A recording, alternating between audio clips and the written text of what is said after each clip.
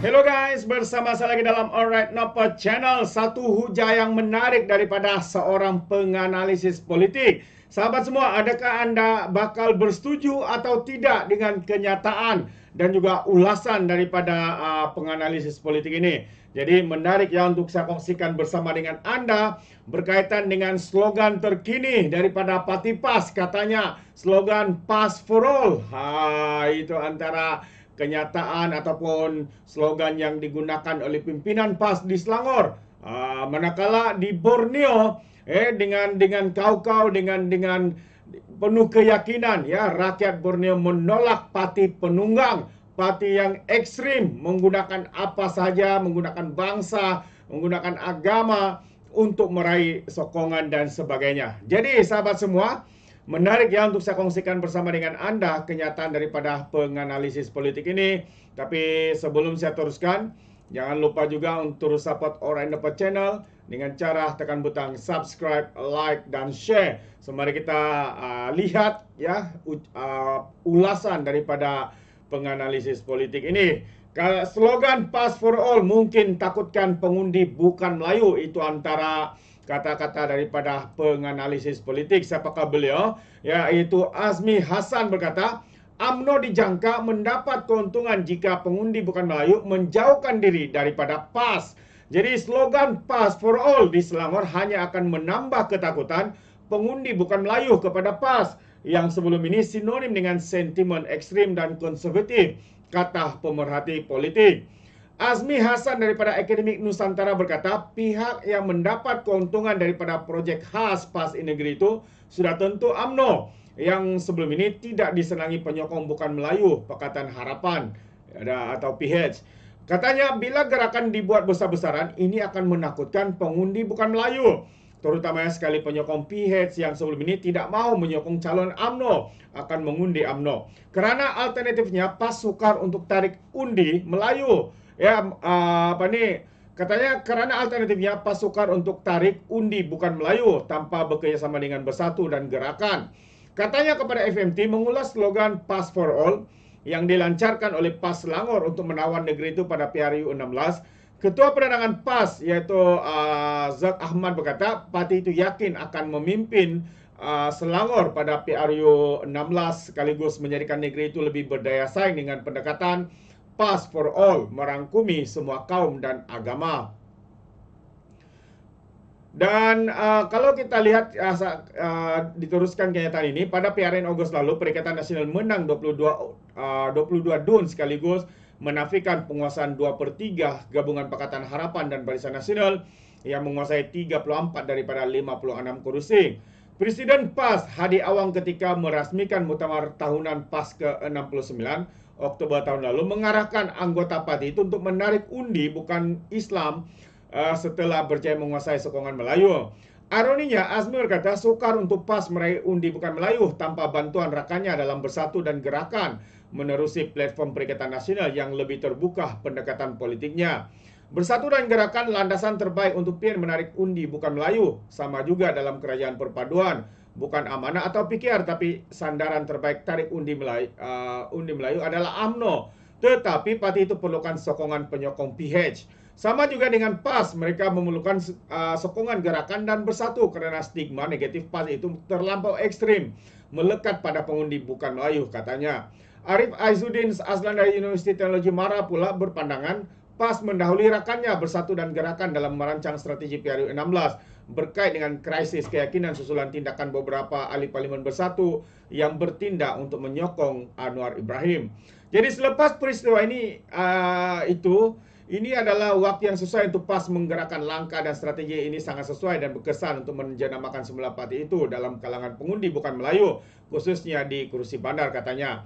Beliau juga yakin PAS mampu menembusi undi kelompok bukan Melayu sekiranya parti pimpinan Hadi menjauhi naratif perkauman sempit yang sering dimainkan di pentas ceramah politik. Jika PAS berjaya mengolah persepsi baru dan mengajak ke arah politik harmoni dan dilihat matang dalam perbahasan dasar, tidak ada masalah untuk PAS diterima di kalangan pengundi bukan Melayu, katanya. Tetapi hakikatnya PAS tidak seperti itu, sahabat-sahabat semua. Ya, kita lihat ya betapa ekstrimnya pemimpin-pemimpin mereka bila berada di dalam parlimen, bukannya hal rakyat yang diutamakan, tetapi menunggang isu-isu sensitif bangsa dan agama. Mengatakan kononnya Islam terancam kerana DAP, Islam terancam kerana kuasa orang Melayu terhakis kerana DAP, perlembagaan ditebuk kerana DAP, pelbagai ini yang mereka lakukan sahabat-sahabat semua. Dan kerana itu, walau apapun yang cuba dilakukan oleh parti PAS ini, percayalah, ya, orang bukan Melayu ataupun orang bukan Islam pasti akan menolak parti yang dilihat parti penunggang isu-isu sensitif, parti penunggang isu-isu populis ini sahabat-sahabat semua. Terutamanya rakyat Borneo, Sabah dan Sarawak sahabat-sahabat semua, rakyatnya memang tidak boleh terima ya dengan pendekatan politik sempit, ya pendekatan politik perkauman, ya politik ekstrim yang dibuat oleh parti PAS ini. Kalaupun mereka bertanding, saya percaya sahabat-sahabat semua, untuk di Borneo mereka tidak akan boleh menang mana-mana kursi. Dan sekaligus saya katakan sahabat semua, untuk mereka menjadi untuk mereka mahu menjadi ataupun menguasai kerajaan persekutuan, mereka perlukan sokongan daripada Borneo, Sarawak dan juga Sabah. Tetapi percayalah perkara itu tidak akan berlaku. Dan ini memungkinkan apa yang mereka rancangkan itu mustahil untuk dilaksanakan. Mustahil untuk mereka ya berada ataupun merampas kerajaan yang ada pada hari ini tanpa adanya sokongan daripada Borneo, rakyat Borneo, yaitu Sarawak dan juga Sabah. Karena kami di Sabah menolak habis-habisan parti yang ekstrim, parti penunggang, parti yang parti perkauman ini dan sebagainya, sahabat-sahabat semua. Itu ya. Ini bukan kata saya sahabat semua, tapi ini antara kenyataan daripada rakyat di luar sana. Apabila kalau kita bercerita duduk di kedai kopi, memang itulah salah satu kenyataan-kenyataan ya yang dibuat oleh ataupun dinyatakan oleh rakyat Borneo, sahabat-sahabat semua. Dan satu lagi perkara ya, sebelum saya akhiri, satu lagi perkara ya, baru-baru ini kecoh satu negara berkaitan dengan isu Nick Allen. Dan apa yang lebih menarik dalam ulasan berita ini yang saya petik daripada Free Malaysia Today tentang Nick Allen dan juga pentaksub agama. Itu antara satu kenyataan yang pedas ya buat parti PAS ini. Kritikan terhadap petisi Nick Allen, Zurina, ya Abdul Rashid dan anaknya dilihat bermotifkan politik, dimanipulasi dan juga melampaui batas. Ya, ini adalah daripada Dr. Ahmad Farouk Musa ya. Jadi menggusarkan katanya apabila membaca laporan berita berhubung ancaman bunuh terhadap peguam Nick Allen dan anak-anak perempuannya, Tengku Yasmin Natasha, Tengku Abdul Rahman, ketika turut dikecam teruk di media sosial sehingga ada seruan supaya rumah mereka dibakar.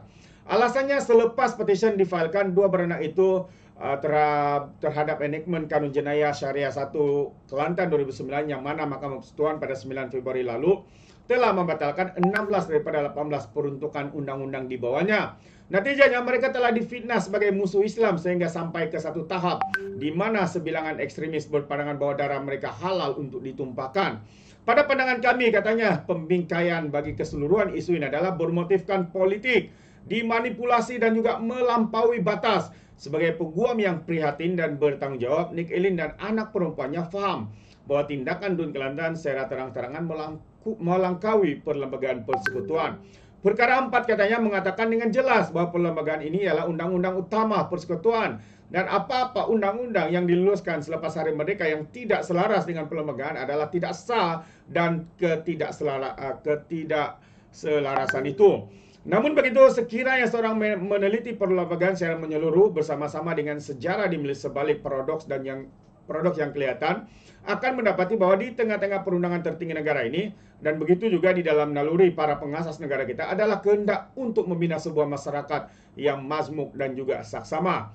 Perkara 3, katanya lagi dalam perlembagaan menyatakan bahwa Islam adalah agama persekutuan, tapi agama-agama lain boleh diamalkan dengan aman dan harmoni di mana-mana bahagian persekutuan. Tapi adakah klausa ini bermakna bahwa Malaysia boleh dikatakan sebuah negara Islam? Soalnya, jawapannya sudah tentu tidak. Menurut laporan Suruhanjaya Perlembagaan Persekutuan Tanah Melayu halaman 73, Setelah meneliti draft perlembagaan, laporan Suruhanjaya Red jelas menyatakan bahawa pematuhan kepada prinsip ini tidak akan menunjukkan bahawa negara ini adalah bukan sebuah negara sekular. Perkara ini adalah menjadi debat yang berterusan di dalam kalangan orang Islam daripada kenyataan di atas. Jelas sekali bahawa Malaysia tidak pernah bertujuan untuk menjadi sebuah negara Islam. Kenyataan ini adalah bukan sekadar sebuah pengasahan daripada Suruhanjaya Red, bahkan kenyataan dibuat mereka yang akan menjadi kerajaan di negara yang baru mereka. Apabila dibaca bersama dengan perkara 4 yang meletakkan semua undang-undang negara ini di bawah perlembagaan, maka yang menunjukkan bahawa sebarang dakwaan untuk menyatakan Malaysia itu sebagai sebuah negara teokrasi adalah dakwaan yang tidak jujur. Maka idea bahawa negeri berhak mengeluarkan undang-undang demi menunjukkan bahawa kita sedang menuju ke arah sebuah negara Islam hanyalah satu kekecewaan. Selanjutnya, kata beliau lagi, di bawah butiran 1 Senarai Negeri Perlembagaan Persekutuan, Badan Perundangan Negeri boleh mengubah undang-undang mengenai undang-undang Islam, termasuklah pewujudan dan penghukuman kesalahan yang dilakukan oleh orang yang menganut agama Islam terhadap perintah agama itu, kecuali berkenaan dengan perkara yang termasuk dalam Senarai Persekutuan. Jadi peringatan kecuali berkenaan dengan perkara yang termasuk dalam Senarai Persekutuan adalah sebagai klausa pengasingan, merupakan peruntukan yang mengecualikan Badan Perundangan Negeri daripada membuat undang-undang mengenai perkara yang berada di bawah bidang kuasa persekutuan. Inilah fakta katanya yang tidak diberi perhatian, walaupun tidak sengaja diabaikan oleh beberapa orang fanatik agama yang berpendapat bahawa mereka mempunyai kuasa untuk mengatasi perlembagaan dan mengubah undang-undang negeri yang telah dilindungi oleh undang-undang persekutuan.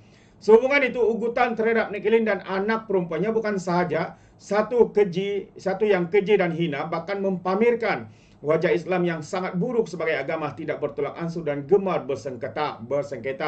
Jadi pada pendapat kami, kata penulis ini, Islam dan negara mestilah dipisahkan secara institusi demi memelihara umat Islam yang bertindak atas kehendak naluri yang bebas, bukannya kerana paksaan disebabkan takut kepada kerajaan. Selain itu, kami juga percaya bahawa frasa dalam Perlembagaan Persekutuan pada jadual ke-9, 9 Schedule Senarai atau list kedua, Senarai Negeri State List, iaitu pewujudan dan penghukuman kesalahan yang dilakukan oleh orang yang menganut agama Islam terhadap perintah agama itu hendaklah disemak semula. Peruntukan ini membawa kepada pemberian kuasa mutlak kepada sebuah negeri untuk menghukum seorang Muslim yang melakukan dosa pribadi, sedangkan dosa pribadi tersebut tiada kaitan dengan hal ehwal negeri atau negara. Umat Islam mesti mengamalkan Islam atas dasar keyakinan hati nuraninya, bukan kerana takutkan kepada sekatan negara. Sesungguhnya inilah yang dimaksudkan dengan pengertian takwa yang sebenar, sesuatu yang cuba diperingatkan oleh Nik Eileen dan juga anak perempuannya. Jadi ini adalah tulisan ya, pengasas dan pengarah bagi Islamic Renaissance Front. Jadi sahabat semua, ya, menarik juga untuk kita fikirkan kenyataan dan fakta-fakta yang diberikan oleh penulis ini, ya, bahwa pentaksub agama semakin dilihat begitu keji, ya, sehingga sanggup membuat ancaman, ugutan bunuh dan sebagainya. Demi apa? Katanya dilihat ianya bermotifkan politik, dimanipulasi dan juga melampaui batas. Itu antara kenyataan ya oleh Ahmad Farouk Musa ini.